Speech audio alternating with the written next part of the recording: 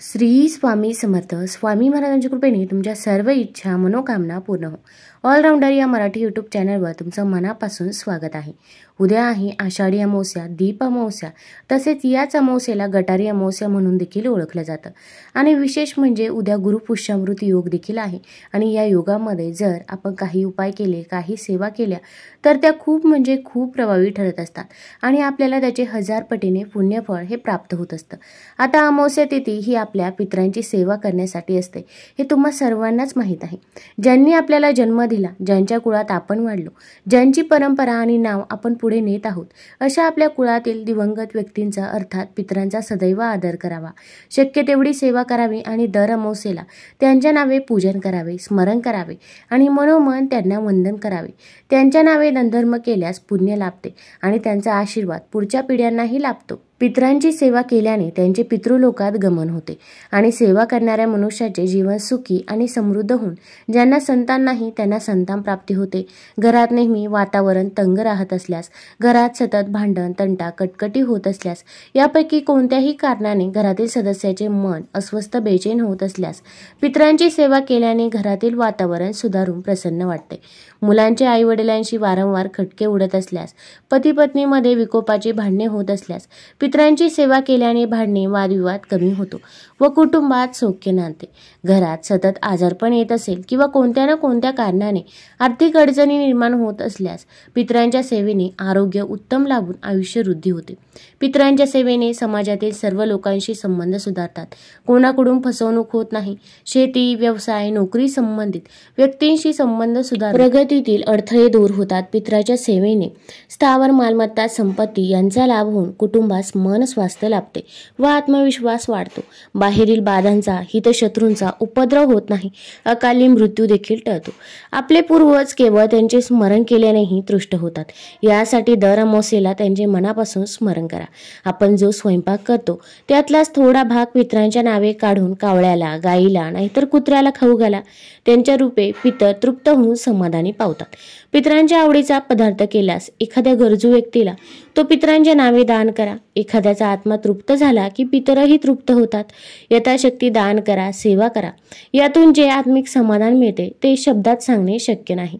थोडक्यात काय तर आत्मा संतुष्ट तर परमात्मा आणि अंतरात्माही समाधानी पावतो. यासाठी पितृसेवा करावी लागते.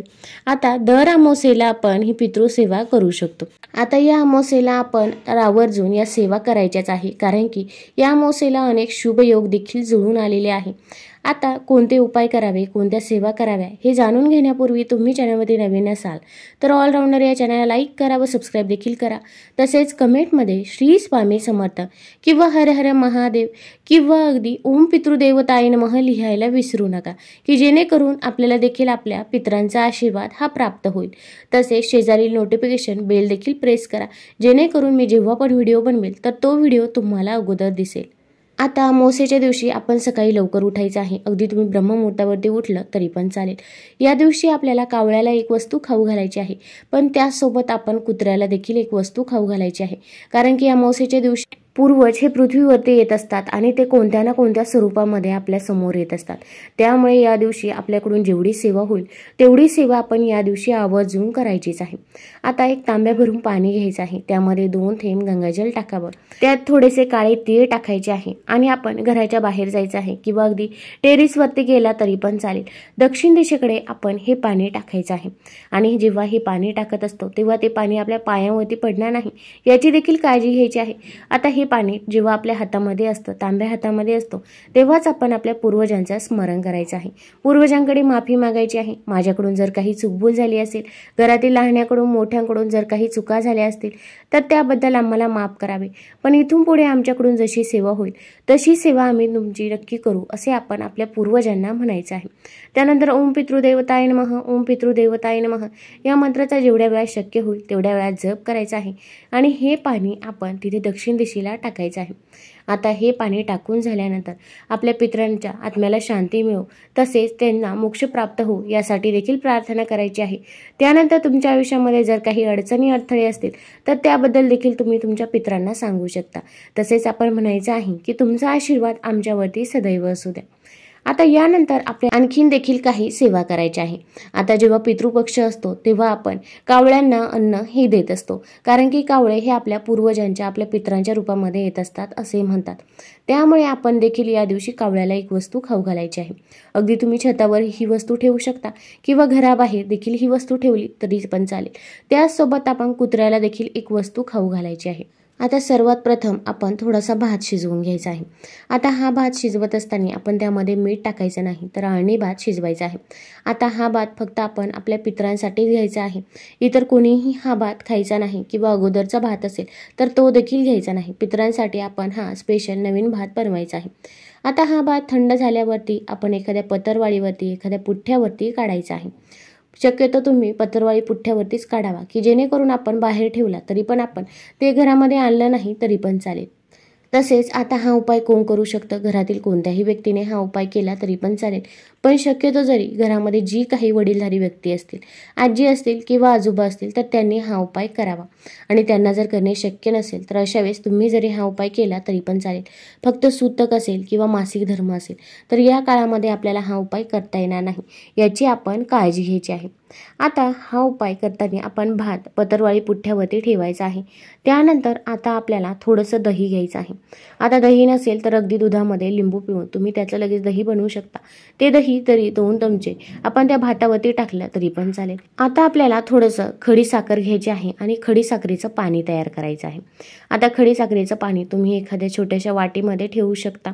आता हे पाणी आणि त्याचसोबत आपण हा भात घेऊन छतावरती जायचं आहे किंवा घराच्या बाहेर गेला तरी पण चालेल। त्याचसोबत आपल्याला एक अगरबत्ती देखील प्रज्वलित करायची आहे किंवा अगदी तुमच्याकडे विस्तव असेल तर तो पेटवला तरी पण चालेल, कारण की जेव्हा पितृपक्ष असतो तेव्हा देखील विस्तवावरती नैवेद्य ठेवला जातो किंवा जे काही बनवतो तर ते आपण त्या विस्तवावरती ठेवत असतो, जेणेकरून जे काही आपण आपल्या पितरांना देत असतो तर ते त्यांच्यापर्यंत पोहोचतं असे म्हणतात। आता यानंतर आपण छतावरती किंवा घराबाहेर जायचं आहे। एक तांब्या भरून पाणी घ्यायचं आहे। आता या पाण्याने आपल्याला गोलाकार करायचा आहे। गोलाकार केल्यानंतर आता तुमच्याकडे जर शेण असेल तर शेणाने देखील सारवून घेऊ शकता किंवा गोलाकार पाण्याने करा। गोलाकार केल्यानंतर आपण तिथे विस्तव ठेवायचा आहे किंवा अगरबत्ती प्रज्वलित करायची आहे। आता आपण जो काही भात आणलेला आहे तर तो भात आपण तिथे ठेवायचा आहे। खडी साखरेचं पाणी देखील ठेवायचं आहे। आता विस्तव जर ठेवलेला असेल तर त्यावरती आपण हा भात ठेवायचा आहे। त्यावरती आपण थोडंसं दही देखील टाकलेलं आहे, त्याचा अगदी धूर देखील होऊन द्यायचा आहे। आता आपण आपल्या पूर्वजांचं स्मरण करायचं आहे। तुम्हाला तुमच्या पूर्वजांची नावं आठवत असतील तर तुम्ही त्यांची नावं देखील घेऊ शकता। तसेच पूर्वजांकडे माफी देखील मागायची आहे। ओम पितृदेवताय नमः, ओम पितृदेवताय नमः या मंत्राचा देखील जप करावा। अगदी तिथे आपण पितृअष्टक देखील पठण करू शकता किंवा अगदी श्रवण केलं तरी पण चालेल। तसेच पितृस्तुती देखील पठण करावी। आता यानंतर आपण जेव्हा कावळ्यांना हा घास देत असतो तेव्हा आपल्याला काही गोष्टी म्हणायच्या आहे, की ज्यामुळे आपण जे काही अन्न देतो तर ते आपल्या पूर्वजांपर्यंत पोहोचते अशी मान्यता आहे। पश्चिम व वायव्य दिशेला राहणारे जे पुण्यकर्मी कावळे आहेत त्यांनी या अन्नाचा भाग ग्रहण करावा। धर्मशास्त्रामध्ये याच विधीला काकबली असेही म्हणतात। आता हा भात आपण कावळ्यांना खायला द्यायचा आहे आणि कावळ्यांनी जर हा भात खाल्लाच नाही तर अशा वेळेस आपण काय करायचं आहे की दुसऱ्या दिवशी तुम्ही हा भात वाहत्या पाण्यामध्ये प्रवाहित करू शकता, पण तो एखाद्या व्यक्तीच्या पायदळी जाणार नाही याची देखील आपण काळजी घ्यायची आहे। यामुळे आपले पितर हे प्रसन्न होत असतात, त्यामुळे अमावास्येच्या दिवशी आपण ही सेवा आवर्जून करायचीच आहे। त्याचसोबत आपण कुत्र्याला देखील एक वस्तू खाऊ घालायची आहे। तर आपण एक भाकर बनवायची आहे, चपाती बनवू शकता। त्यावरती आपण मोहरीचं तेल लावायचं आहे, त्यावरती थोडेसे काळे तीळ ठेवायचे आहे आणि ही चपाती किंवा भाकर आपण कुत्र्याला खायला द्यायची आहे। आता जेव्हा कुत्र्याला खायला देत असतो तेव्हा आपण म्हणायचं आहे, यमदेवाच्या मार्गाचे अनुसरण करणारे श्याम व सबल नावाचे जे 2 कुत्रे आहेत त्यांनी या अन्नाचा भाग ग्रहण करावा। आता यालाच कुकर बली असेही म्हणतात। आता जेव्हा अगदी कुत्रे ही चपाती किंवा भाकर खात असतात तेव्हा देखील आपण हे म्हणू शकता। तसेच आपण कुत्र्याला भंडारा देखील लावायचा आहे।